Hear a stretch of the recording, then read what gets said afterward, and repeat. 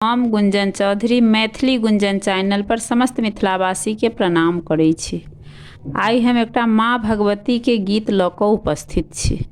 कोशिश करै छी जे ई गीत अहाँ सबके पसंद आयत। गीत केहन लागत से कमेंट बॉक्स में लिखब।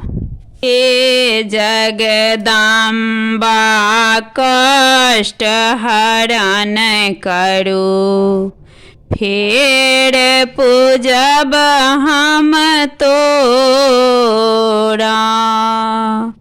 हे जगदम्बा कष्ट हरण करू, फेर पूजब हम तोरा। गंगा जमुन सँ माटी मंगाएब, पीरिया निपाएब तोरा। गंगा जमुन सँ माटी मंगाएब, पीरिया निपाएब तोरा। हे जगदम्बा कष्ट हरण करू, फेर पूजब हम तोरा। मालिन सँ हम मौरी मंगाएब, मौरी टंगाएब तोरा। हे जगदम्बा कष्ट हरण करू, फेर पूजब हम तोरा। पटवा सँ हम आचरी मंगाएब, आचरी टंगाएब तोरा।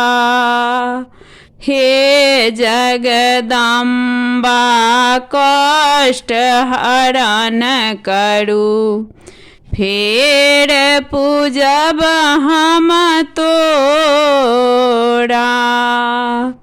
हलुआइया घर सँ मधुर मंगाएब, भोग लगाएब तोरा।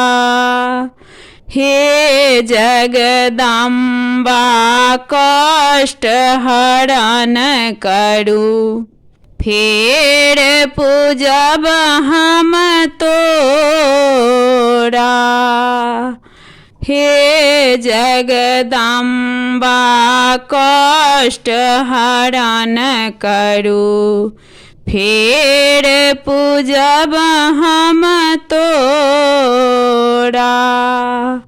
हाट बाजार सँ गुगुल मंगाएब, धूप देखाएब तोरा।